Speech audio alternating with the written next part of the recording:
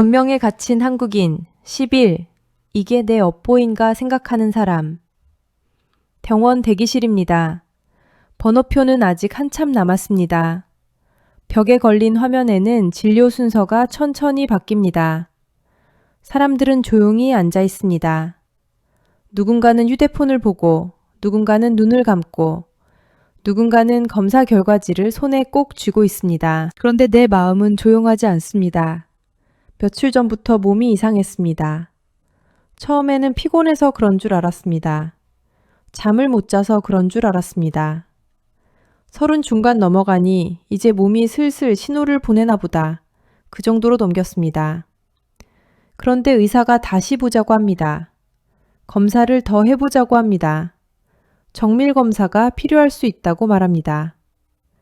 그 말을 듣는 순간 마음이 내려앉습니다. 그리고 내 의지와 상관없이 어떤 목소리 하나가 마음 안쪽에서 시동을 겁니다. 아주 작게 시작합니다. 누가 말한 것도 아닙니다. 그런데 분명히 들립니다. 내가 뭘 잘못했나?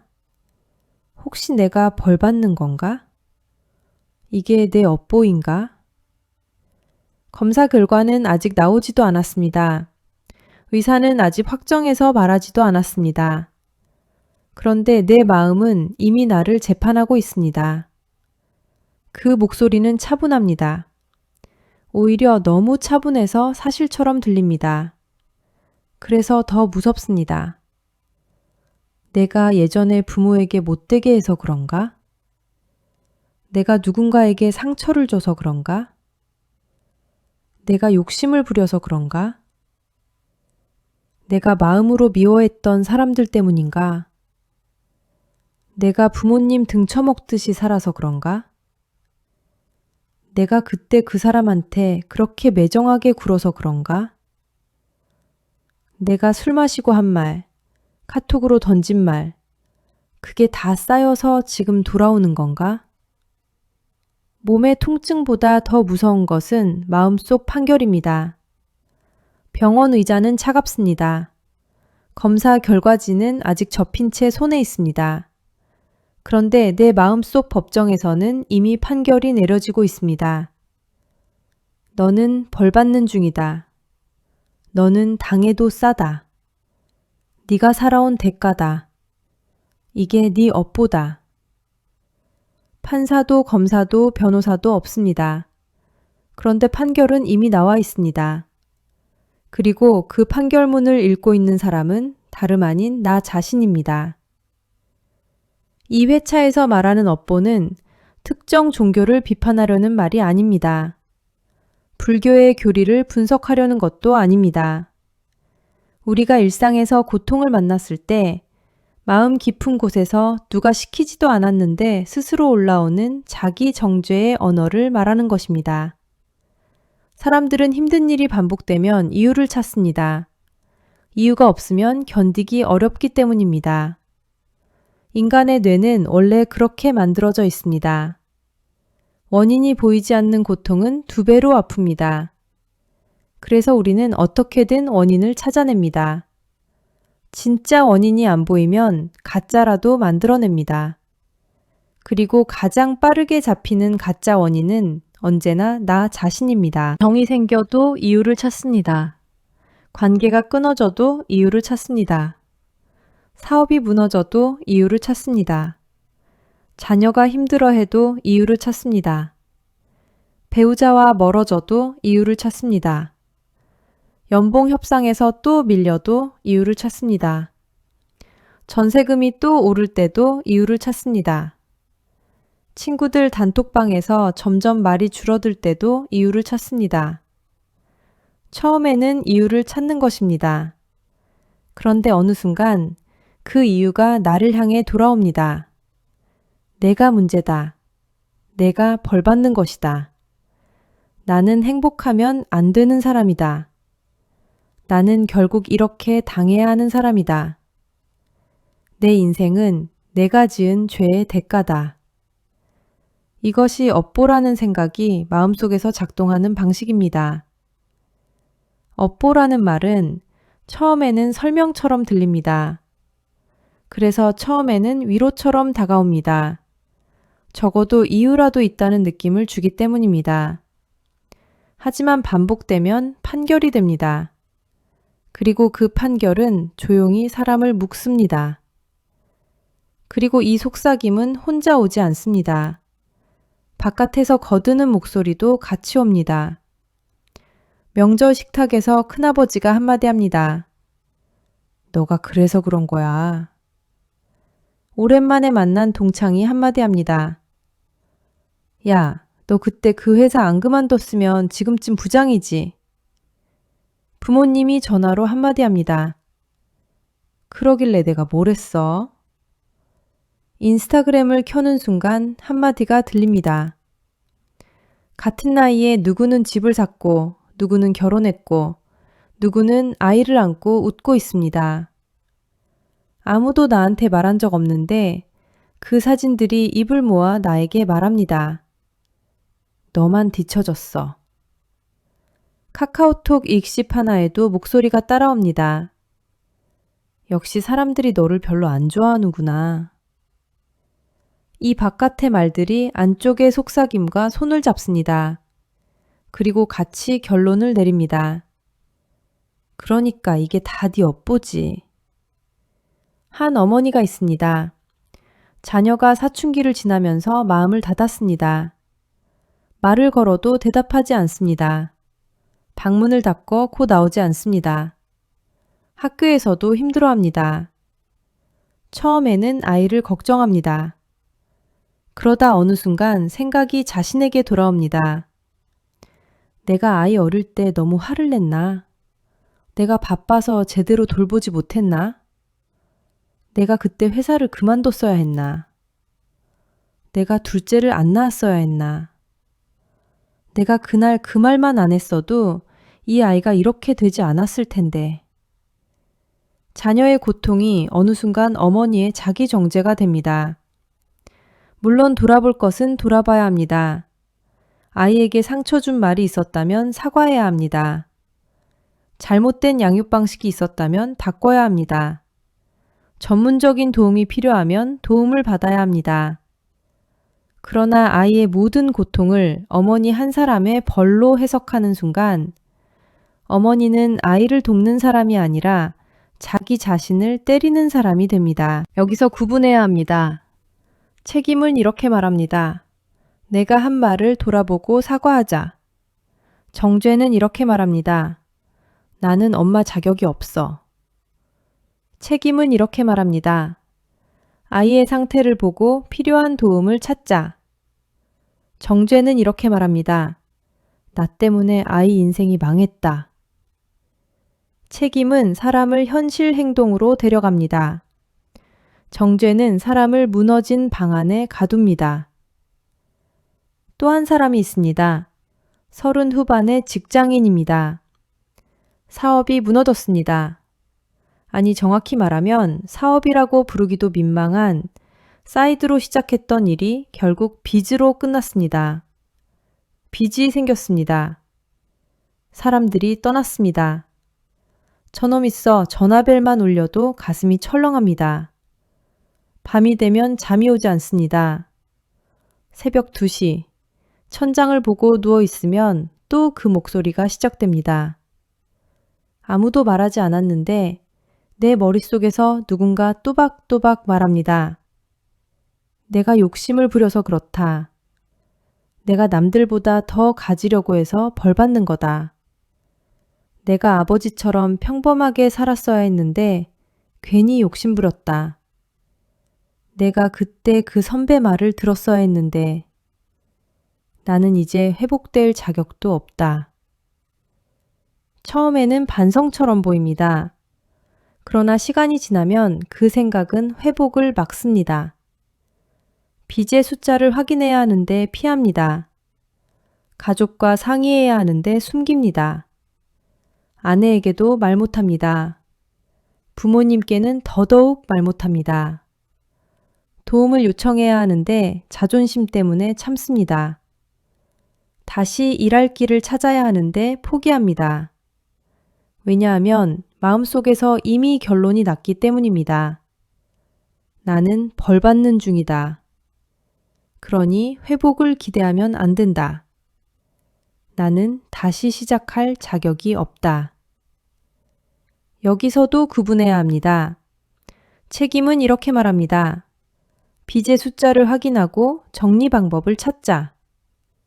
정죄는 이렇게 말합니다. 나는 벌 받는 중이니 회복되면 안 된다. 책임은 이렇게 말합니다.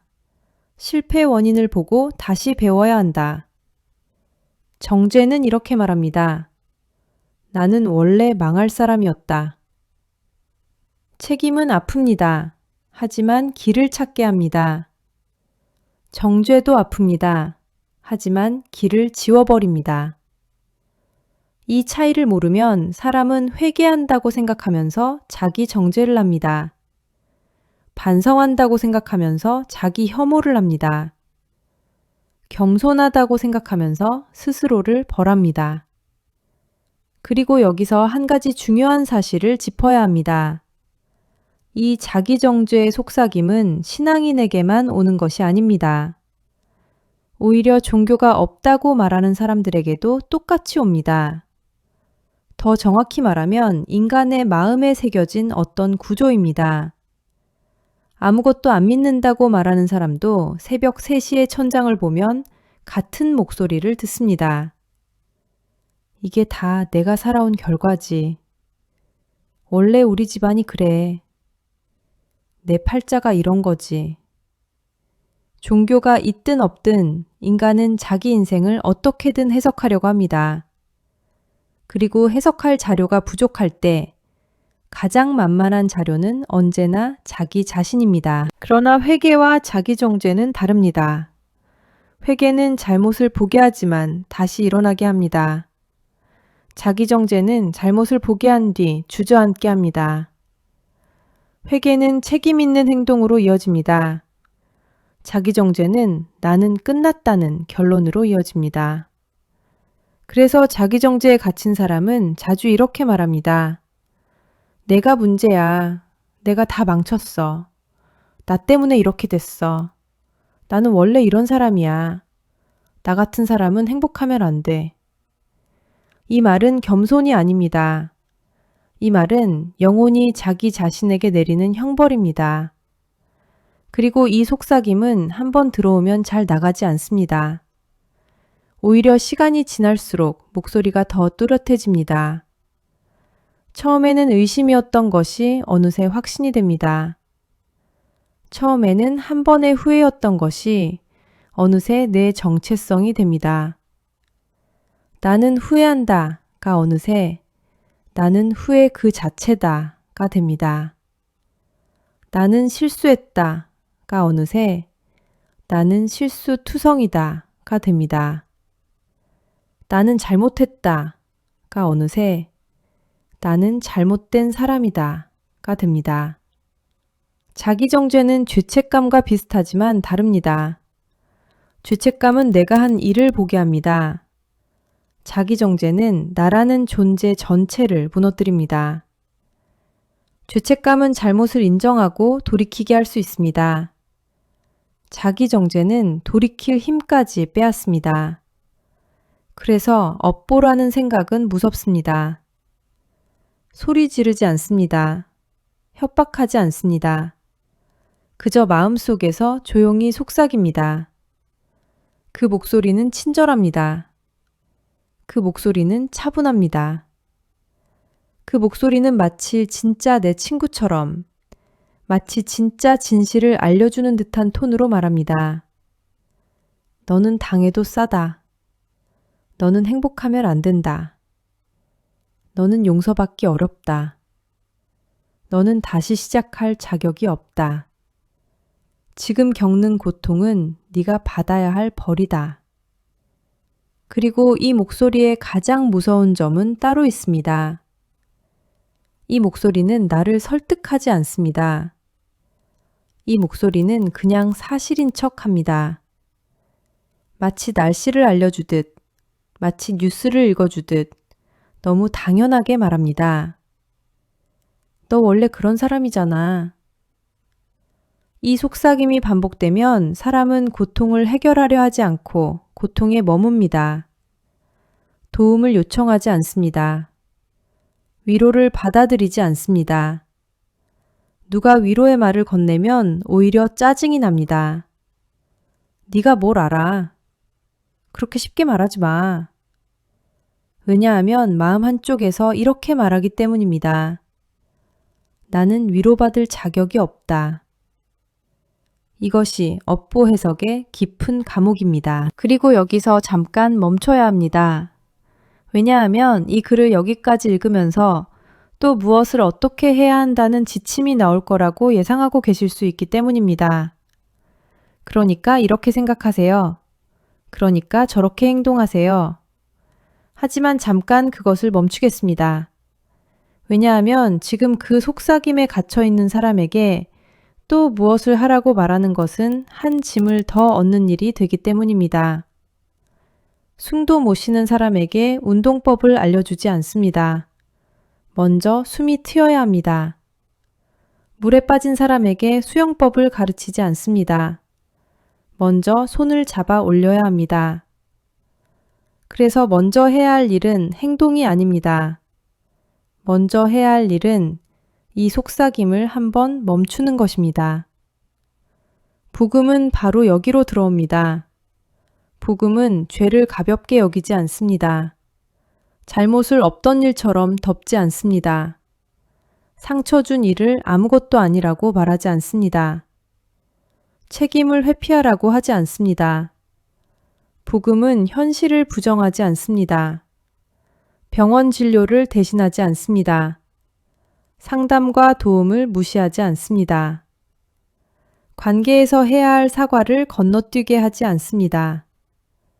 그러나 복음은 내 죄와 실패와 과거가 나의 최종 이름이 되는 것도 허락하지 않습니다. 예수는 그리스도. 이 한마디는 주문이 아닙니다. 부적도 아닙니다. 위로의 슬로건도 아닙니다. 자기 암시도 아닙니다. 이 말을 한다고 병원 검사 결과가 자동으로 좋아지는 것도 아닙니다. 이 말을 한다고 사업 문제가 한순간에 사라지는 것도 아닙니다. 이 말을 한다고 자녀 문제가 즉시 해결되는 것도 아닙니다. 그러면 이 이름은 무엇입니까? 이 이름은 마음속에서 끝없이 떠들고 있던 그 목소리를 향해 분명한 선을 긋는 이름입니다. 조용히 속삭이던 그 목소리.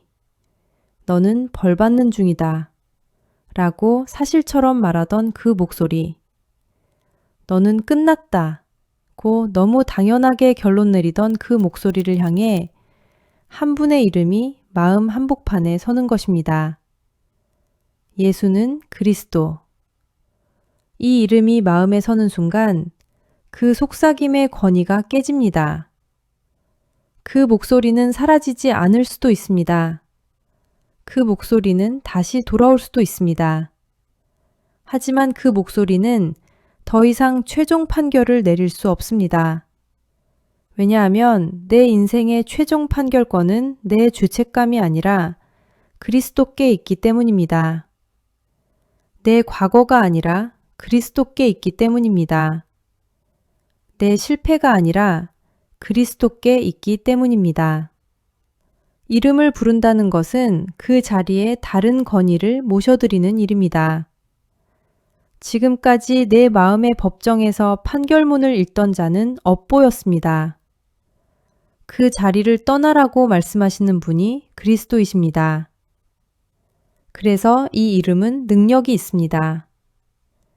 예수는 그리스도라는 말은 내 인생의 최종 판결권을 업보에게 넘기지 않겠다는 복음의 기준입니다. 더 정확히 말하면 내가 안 넘기겠다고 결심하는 것이 아닙니다. 그리스도께서 그 자리를 이미 가지셨다는 사실 앞에 내가 다시 서는 것입니다. 나는 책임질 것은 책임진다. 사과할 것은 사과한다. 고칠 것은 고친다. 도움받을 것은 도움받는다. 그러나 내 인생의 마지막 판결은 업보가 내리지 않는다. 이것이 복음 기준입니다. 하나님의 자녀는 자기 잘못을 외면하는 사람이 아닙니다. 하나님 앞에서 더 정직하게 봅니다. 하지만 정직하게 본 뒤에도 거기서 끝내지 않습니다. 하나님 앞에서 죄는 회개로 갑니다. 상처는 치유로 갑니다. 책임은 회복의 행동으로 갑니다. 그러나 업보 앞에서 죄는 자기 처벌로 갑니다. 상처는 체념으로 갑니다. 책임은 포기로 갑니다. 그래서 물어야 합니다. 이 생각이 나를 하나님께로 데려가는가? 아니면 나를 끝없는 자기 처벌로 끌고 가는가? 이 생각이 나를 정직하게 만드는가? 아니면 나를 무너뜨리는가? 이 생각이 나를 회복의 행동으로 이끄는가? 아니면 아무것도 못하게 멈추게 하는가? 만약 그 생각이 계속 나를 때리고만 있다면 그것은 복음의 음성이 아닙니다. 복음의 음성은 죄를 드러내지만 사람을 버리지 않습니다. 복음의 음성은 잘못을 보게 하지만 다시 돌아올 길도 보여줍니다. 복음의 음성은 책임을 말하지만 신분을 빼앗지 않습니다. 성경은 인간의 죄를 가볍게 보지 않습니다. 그러나 동시에 하나님은 죄인을 포기하지 않으십니다. 예수 그리스도는 죄와 사망과 저주의 결론에서 우리를 건지시는 분입니다. 그러므로 마음속에서 이런 말이 올라올 때 멈추어야 합니다. 이게 내 업보인가? 내가 벌 받는 건가? 나는 당해도 싼 사람인가? 그때 가장 먼저 해야 할 일은 무엇을 하는 것이 아닙니다. 가장 먼저 해야 할 일은 이 한 이름을 부르는 것입니다. 예수는 그리스도. 소리내어 부르지 않아도 됩니다. 입술이 떨려서 안 나와도 됩니다. 마음 안에서 한번 떠올리는 것만으로 충분합니다. 왜냐하면 이 이름은 내가 잘 부른다고 능력 있는 이름이 아니기 때문입니다. 이 이름은 그 자체로 능력 있는 이름이기 때문입니다. 그 순간 마음속에서 떠들던 목소리가 사라지지 않을 수도 있습니다. 그래도 됩니다. 그 목소리가 한 발짝 뒤로 물러서기만 해도 됩니다. 그 목소리가 더 이상 나는 사실이다 라고 외치지 못하기만 해도 됩니다. 그 목소리 위에 다른 권위가 한 분 서 계신다는 것만 인식되어도 됩니다. 그것이 이 이름의 능력입니다. 그리고 그 자리에서 이렇게 천천히 말할 수 있습니다. 나는 지금 두렵다. 나는 지금 죄책감이 올라온다. 나는 지금 과거가 떠오른다. 나는 지금 나 자신을 벌하려고 한다. 하지만 이 두려움이 나를 정의하지 않는다. 이 죄책감이 내 마지막 이름은 아니다. 이 과거가 내 결론은 아니다. 그리고 다시 한번 예수는 그리스도. 이 생각이 내 결론은 아니다. 이 감정이 내 주인은 아니다. 여기까지만이라도 좋습니다. 오늘은 여기까지만이라도 좋습니다. 무엇을 더 해야 한다고 스스로를 닥달하지 마십시오. 전화 한 통을 못 걸어도 됩니다. 사과 한 문장을 못 써도 됩니다. 병원 예약을 오늘 못 해도 됩니다. 오늘은 그 속삭임 위에 이 한 이름이 서는 것만으로 충분합니다. 행동은 그 다음에 옵니다. 그것도 내가 억지로 끌어내는 것이 아니라 그 이름의 자리에서 마음이 조금씩 회복되면서 자연스럽게 따라오는 것입니다. 왜냐하면 무엇을 할 힘조차 없는 사람에게 또 무엇을 하라고 말하는 것은 복음이 아니기 때문입니다. 그것은 또 하나의 짐이기 때문입니다. 그것은 또 한 명의 검사일 뿐이기 때문입니다. 복음은 짐을 더 얹지 않습니다. 복음은 짐을 옮겨가십니다. 수고하고 무거운 짐진 자들아 다 내게로 오라. 이것이 그리스도의 음성입니다. 너는 더 노력해라가 아닙니다. 너는 더 반성해라가 아닙니다. 너는 더 행동해라가 아닙니다. 내 짐을 내려놓고 내게 오라. 업보는 내 결론이 아닙니다. 죄책감도 내 주인이 아닙니다. 과거도 내 마지막 이름이 아닙니다. 예수는 그리스도. 나는 하나님 자녀다. 나는 오늘 다시 반응할 수 있다. 그 반응은 큰 결심이 아니어도 됩니다. 오늘 그 이름을 한 번 더 떠올리는 것. 속삭임이 다시 올라올 때 그 자리에 그 이름을 다시 세우는 것. 이것이 오늘의 반응입니다. 다시 병원 대기실입니다. 번호가 하나씩 줄어듭니다. 내 차례가 가까워집니다. 검사 결과는 아직 모릅니다. 의사의 설명도 아직 듣지 못했습니다. 마음속 목소리는 여전히 옆에 앉아 있습니다. 이게 네 업보야. 네 인생은 결국 이렇게 끝나는 거야. 하지만 오늘 하나는 멈출 수 있습니다. 검사 결과가 나오기도 전에 내 마음이 나를 유죄 판결하는 것. 고통을 만나자마자 내 인생을 업보라고 결론 내리는 것. 아직 끝나지 않은 삶을 내가 먼저 버리라고 선언하는 것. 그 판결은 오늘 멈출 수 있습니다. 왜냐하면 그 판결을 내리는 자보다 더 높은 분의 이름이 내 마음에 서기 때문입니다. 나는 진료를 받을 것입니다. 필요하면 치료를 받을 것입니다. 돌아볼 것이 있으면 돌아볼 것입니다. 사과할 것이 있으면 사과할 것입니다. 도움이 필요하면 도움을 요청할 것입니다. 그러나 그 모든 것을 오늘 한 번에 다 하지 않아도 됩니다. 오늘은 다만 이 한 이름을 부를 수 있으면 됩니다. 업보는 내 결론이 아닙니다. 죄책감도 내 주인이 아닙니다. 과거도 내 마지막 이름이 아닙니다. 예수는 그리스도. 나는 하나님 자녀다. 나는 오늘 다시 반응할 수 있다.